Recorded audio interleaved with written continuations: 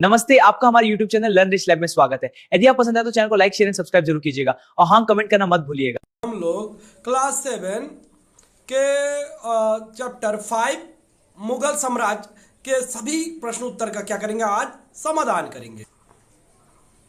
जैसे कि देखिए, रिक्त स्थान पूर्ति करना है तो आप लोग को रिक्त स्थान दिया गया है। मैं यहाँ पे रिक्त स्थान नहीं छोड़ा हूँ, आप लोगों की बुक में रिक्त स्थान होगा।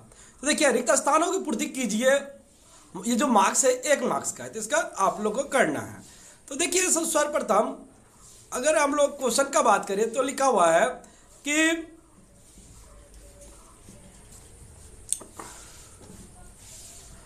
घाघरा के युद्ध में बाबर का प्रतिद्वंदी था। घाघरा के युद्ध में देखिए, जो बाबर का प्रतिद्वंदी था वो नुसरत खान था। तो नुसरत खान में आप लोग टिक लगा दीजिएगा। उसके बाद देखिए, बेलगांव का युद्ध हुआ था। बेलगांव का युद्ध देखिए दिया गया, जैसे कि आप लोग को 1539, 1540, 1541। तो ये देखिए 1540 होगा, तो इसमें आप लोग टिक लगा सकते हैं। उसके बाद देखिए, जहांगीर के शासन काल में क्या थे, में सिख गुरु जय सिंह, अर्जुन, होमू को मृत्युदंड दिया गया था। किसमें दिया गया था? अर्जुन सिंह को। तो अर्जुन में इसे लगा दीजिएगा आप लोग, ठीक। उसके बाद देखिए, जैसे कि अब घ नंबर का बात करें,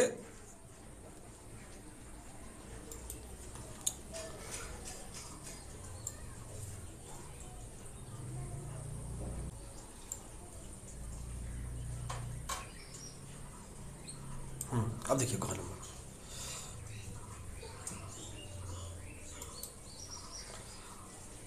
राजपूत शासकों में प्रताप सिंह, मान सिंह, यशवंत सिंह ने मुगल सम्राट के साथ संधि की नहीं किया था। मतलब कौन सा ऐसा जो था जो कि क्या था, इसके साथ संधि नहीं किया था, वो प्रताप सिंह था। कौन था? प्रताप सिंह। तो आप प्रताप सिंह में टिक लगा दीजिएगा। उसके बाद देखिए कि अहमदनगर के प्रधानमंत्री थे, क्या है? टोडल मालिक अंबर बैरम खान। तो इसका देखिए जो था, ये मालिक अंबर था, ये वहां का क्या था, प्रधानमंत्री था। इतना लिख दीजिएगा तो हो जाएगा। उसके बाद देखिए, यहां पे जैसे दिया गया है, दूसरा भी हम लोग करेंगे, निम्नलिखित कथनों के साथ नीचे के, अब देखिए नीचे के व्याख्या में कौन सा व्याख्या उपयुक्त है। तो ये व्याख्या कौन सा उपयुक्त है, उसके अनुसार आप लोग को टिक लगाना है। तो देखिए, हम लोग लगाएंगे टिक। देखिए, मुगलों को तैमूर के वंशज के रूप में गर्व था। देखिए, किसको था? तैमूर ने भारत में मुगल शासन की स्थापना की थी, इसके लिए नहीं था। तैमूर ने कभी उत्तर भारत पर आक्रमण कर दिल्ली पर कब्जा किया था। ये देखिए, तैमूर एक साफरी शासक था। तो इसमें क्या होगा, तो ये 2 नंबर में व्याख्या क्या लग रहा है, उचित लग रहा था। 2 नंबर में आप लोग उपयुक्त कर व्याख्या उपयुक्त है, ये आप लोग कर सकते हैं। 2 नंबर हो जाएगा इसका। कितना नंबर हो जाएगा? 2 नंबर में कर दीजिएगा तो बहुत बढ़िया है। ये 2 नंबर में आप लोग टिक लगा सकते हैं, 2 नंबर में। उसका देखिए, दूसरा क्वेश्चन जो है ख नंबर, देखिए ख नंबर, कि हुमायूं को एक समय भारत छोड़कर चले जाना पड़ा था। तो देखिए, वो जो था भारत को जाना पड़ा था, तो वो किस लिए जाना पड़ा था? तो वो देखिए, वह अपने भाई से युद्ध हार गया था, वह शेर खान से युद्ध हार गया था, वह राणा सांगा से युद्ध हार गया। तो वो क्या हुआ था? शेर खान से युद्ध हार गया था, इसलिए उसको क्या करना था? छोड़ के जाना पड़ा था। तो ये 2 नंबर में होगा, ये 2 नंबर में टिक लगा दीजिए। उसके बाद अब देखिए, जैसे कि आप लोग ग नंबर देख सकते हैं, ग नंबर में है कि महेश दास का नाम बीरबल था। अब क्या है यहाँ पे, महेश दास का नाम क्या था? बीरबल था। वो अब महेश दास का बीरबल नाम था कि नहीं था? अब देखिए, पहले ऑप्शन देखेंगे हम लोग। देखिए, उनकी शारीरिक क्षमता काफी अधिक थी, वह काफी बुद्धिमान था, उसने मुगलों के खिलाफ काफी वीरता प्रदर्शन की। तो देखिए, इसमें जो दूसरा नंबर था, वो जो बीरबल थे बहुत ही क्या थे? बहुत ही बुद्धिमान थे, तो इसमें लगा दीजिएगा 2 नंबर में तो हो जाएगा। उसके बाद देखिए यहाँ पे जैसे कि क्वेश्चन दिया हुआ है कि कदम औरंगजेब के शासन, क्या लिखा हुआ कि औरंगजेब के शासन काल में बंगाल के समुद्र व्यापार में उन्नत हुई। देखिए समुद्र व्यापार में उन्नत हुई, तो इसका देखिए उसने पुर्तगाली जल दयु को हराया था, उसने शिवाजी को हराया था, बंगाल में व्यवसाय कर माफ कर दिया था। तो देखिए जो इसमें घ नंबर में है वो क्या था, उसने पुर्तगाल को हरा दिया था, तो ये 1 नंबर में हो जाएगा। 1 नंबर में आप लोग टिक लगा दीजिएगा, ये बहुत सा टिक है। उसके बाद देखिए जैसे कि यहाँ पे दिया है कि अंगवा नंबर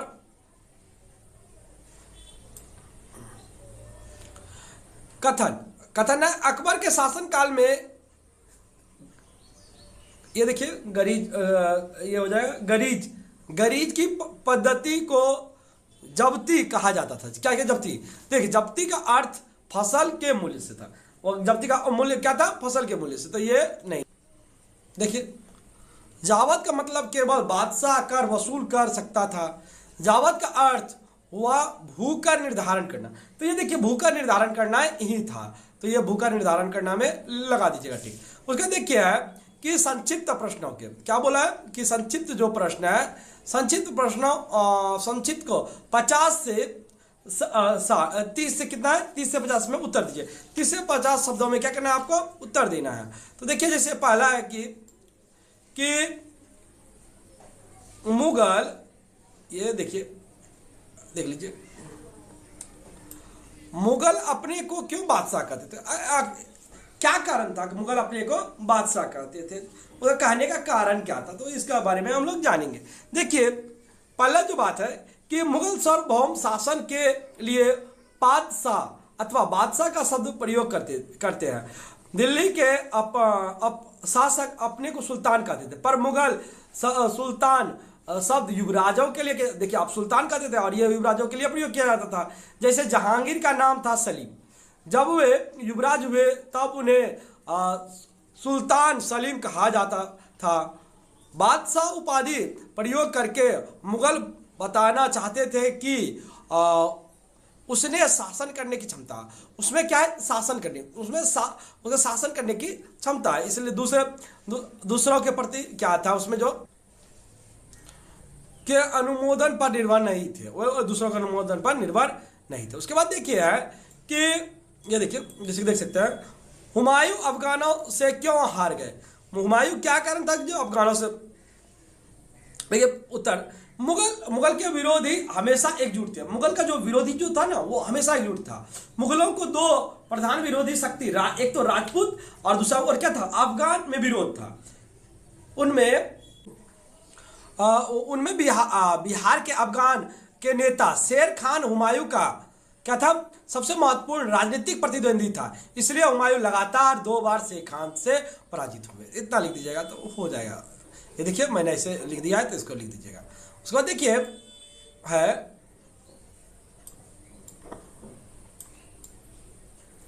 देखिए देख सकते हैं आप लोग, औरंगजेब के शासन काल में क्यों मुगलों के अभिजात वर्ग के बीच खिंचाताव बढ़ गई थी, तो इसका कारण था औरंगजेब के शासन काल में दक्षिण के बीजपुर और गोलकुंड बड़ी कठिनाई से मुगल के अधीन आए। फलतः मराठा जो थे, मराठा और दक्षिण मुसलमान अभिजात लोगों ने मुसलमान शासन में योग दिया तो जोड़ दिया था कि चलो ठीक है, अच्छा चला रहे हैं आप लोग। तो परिणाम स्वरूप मानसबदारी व्यवस्था में विचित्र बढ़ गई थी, विचित्रता बढ़ गया था। अब विचित्रता क्या हो गई, तो बढ़ गई थी, लेकिन उसके साथ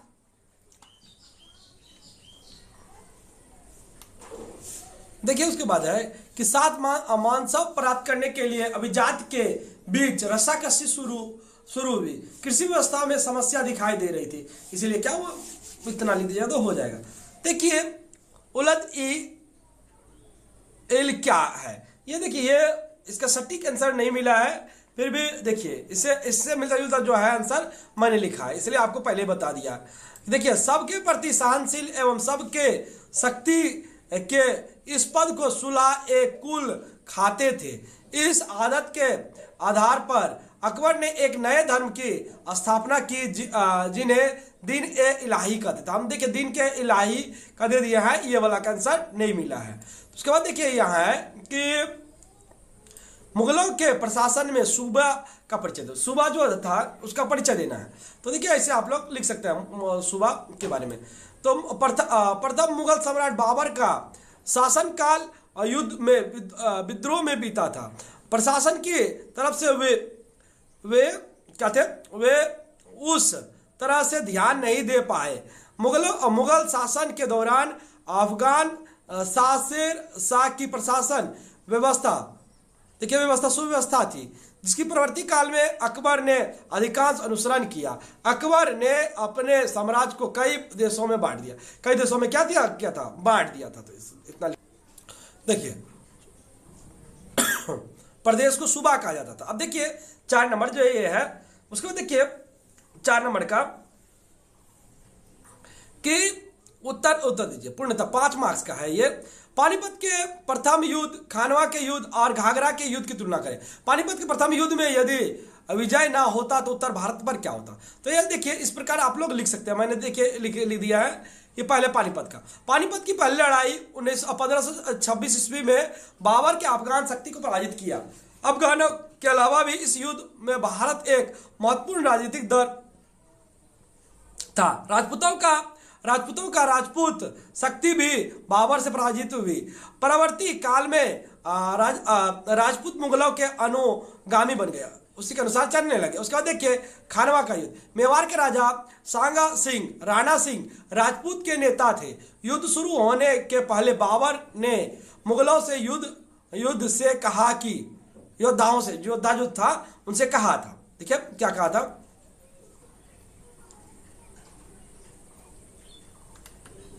देखिए यह युद्ध उनके धर्म की जंग है। वे धर्म योद्धा या गाजी हैं। दरअसल इस उन्होंने सभी को एकजुट करने की चेष्टा की। वह उत्तर भारत के से बाबर को हटाने के लिए कुछ मुसलमान शासकों ने राजपूत को सहयोग दिया। इसके अलावा इस युद्ध में धर्म युद्ध नहीं था। क्या था, धर्म युद्ध नहीं था। घाघरा का युद्ध में उसके बारे में लिखना है। देखिए घाघरा का युद्ध, अफगानों के विरुद्ध बाबर ने यह युद्ध किया। अफगानों को सहयोग दिया बंगाल के शासक नुसरत शाह ने। इस युद्ध में विजयी होने के बावजूद भी बाबर बिहार पर पूरा अधिकार नहीं कर पाया। उसके बाद देखिए यहाँ पे जो है कि आप लोग देख सकते हैं कि शेरशाह के प्रशासन में कौन कौन सी मानवतावादी बातों का परिचय मिलता है, लिखो। मतलब कौन कौन वादी बातों का परिचय मिलता है उसको लिखना है। तो देखिए जैसे कि यहाँ पे पहला देख सकते हैं आप लोग, शेरशाह की प्रशासनिक व्यवस्था, राजस्व व्यवस्था और जन कल्याणकारियों के साथ, ये जो था जन कल्याणकारियों के साथ। देखिए यहाँ पे है सुल्तान अलाउद्दीन खिलजी और सम्राट अकबर की शासन व्यवस्था में बहुत मेल था। अब क्या था, बहुत मेल था।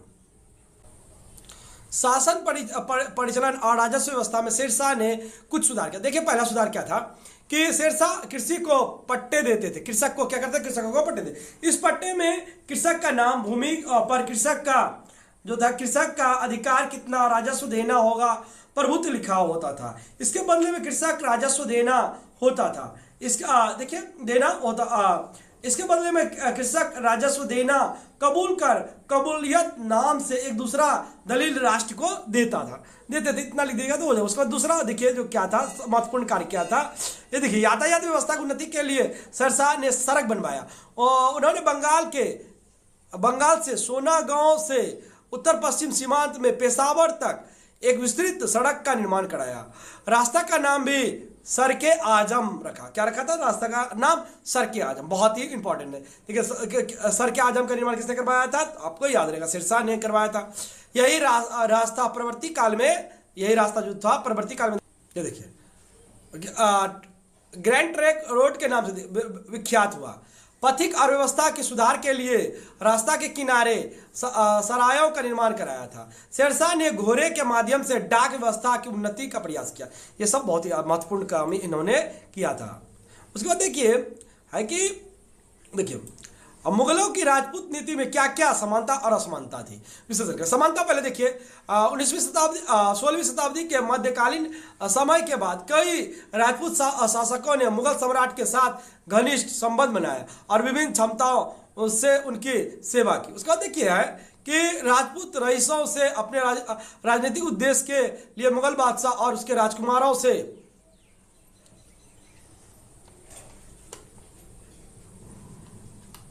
देखिए अपनी बेटियों की शादी करवाई थी। मेवाड़ के सोदिया राजपूत परिवार ने मुगलों के साथ वैवाहिक संबंध में हमें नहीं जुड़ने को सम्मान की बात बना दी और इस तरह से वे अन्य सभी राजपूतों से विपरीत खड़े रहे। राजपूतों के साथ अकबर के संबंध तब शुरू हुए जब 1561 ईस्वी में आगरा के पश्चिम में सिकड़ी से चिश्ती सूफी शेख की यात्रा से लौटा था। तभी बहुत राजपूत राजकुमारियों ने अकबरों से शादी रचाई। अब देखिए असमानता क्या थी, इसमें असमानता क्या क्या थी। तो पहला देखिए असमानता जो थी, पहला असमानता देखिए कि अकबर की नीति की वजह से मुगलों से वीर योद्धा के साथ पाया राजपूतों को भी अपने क्षेत्र से बाहर समग्र मुगल साम्राज्य में से गर्व करने और वीरता दिखाने का मौका मिला। अब देखिए मुगलों की अधीनता स्वीकार कर लेने के अधीनता स्वीकार कर लेते थे, उसके बाद क्या होता था, कारणों से अपने क्षेत्रों पर अधिकार कायम रख पाते थे। पर किसी राजपूत राज्यों में उत्तराधिकारी को लंबे संघर्ष होने पर मुगल उस राज्य को सामरिक रूप से पूरी तरह अपने हाथ में ले लेते थे। इसके बाद मुगल बादशाह इच्छानुसार तथा शासक गद्दी पर बैठता था, इच्छानुसार बैठता था, जैसे कि राजपूत ऐसा नहीं करते थे। उसके बाद देखिए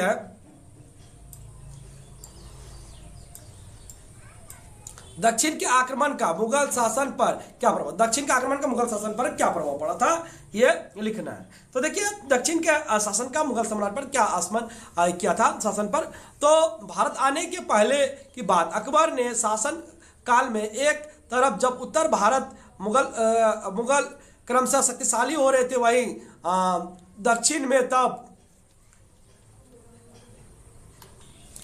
देखिए सुल्तानी राज्य एक दूसरे से लड़ रहे थे। विजयनगर की परिचय के बाद सुल्तानी राज्यों से समय विस्तार करने के बहुत मौके थे। ठीक है, उस समय से दक्षिण में बड़े बड़े जमीन के मालिक मराठे सरदार और सैनिक बहुत महत्वपूर्ण हो उठे थे। दक्षिण के सुल्तानी राज्यों में पुराने अभिजात और बाहर से आए नए अभिजात के बीच संबंध बिल्कुल अच्छे नहीं थे। इस बीच भारत के पश्चिम उपकूल में पुर्तगालियों ने पांव रखे थे। उसका देखिए यहाँ से आप लोग आगे देख सकते हैं। इस स्थिति में मुगल ने दक्षिण में प्रभाव बढ़ाने की सोची। दक्षिण था दिल्ली और आगरा से बहुत दूर। अकबर ने समझता था कि दक्षिण के राजपूत भी दूसरे राजपूतों की तरह मुगलों से मित्रता कर लेंगे, किंतु वास्तव में ऐसा नहीं हुआ। 16वीं शताब्दी के उत्तरार्ध में दक्षिण के राज्य देखिए अब क्या हुआ था, थे बीजापुर, गोलकुंडा, अहमदनगर, बड़ार, विदर्भ, खान देश। 1596 में से 12 ईस्वी तक मुगलों ने बरार, विदर्भ और खानदेश को जीता। मराठा शक्ति का महत्व नहीं समझ पाए थे। उन्होंने उन्हें अपने तरफ मिलाने की कोशिश की। अकबर के समय दक्षिण में मुगलों की जो स्थिति थी, जहांगीर ने उसको कायम रखने की कोशिश की। 1336 ईस्वी में अहमदनगर राज्य मुगलों के अधीन हुआ। अब देखिए इतना अधीन हो गया था। उसके बाद देखिए यहाँ पे क्या है कि मुगल सम्राट को क्या कोई उत्तराधिकारी नीति थी। उत्तराधिकारी के मामले में यहाँ ने हो गया, ने कैसे उसने शासन को प्रभावित किया, मामले में कैसे शासन। बाबर के साथ उनके सामरिक अभिजात्य का परिवार और वंशगत संयोग था। शासन वर्ग के साथ अभिजात्य वर्गों का यह योग मुगल शासन की अंत विशेषता थी। बाबर के पुत्र हुमायूं ने शासन शासन में ये लोग मगर बहुत हद तक टूट चुका था। उसके बुरे वक्त में उसके भाई ने भी उसकी सहायता नहीं की। देखिए, तैमूर नीति के अनुसार उत्तर सूर्याइयों में जो अंचल के बंटवारे की प्रथा थी, हुमायूं ने नहीं मानी। बाबर ने भी शासक के दौरान पर हुमायूं को ही नियुक्त किया। सीधे शासन का दायित्व ना प्राप्त करने के कारण वे भी साम्राज्य रक्षा करने के तकीद अनुभव नहीं की। इसलिए अंततः एकजुट होने पर भी अफगानों के विरुद्ध मुगल विजय नहीं प्राप्त कर सका। इतना लिख दीजिएगा तो हो जाएगा आप लोग।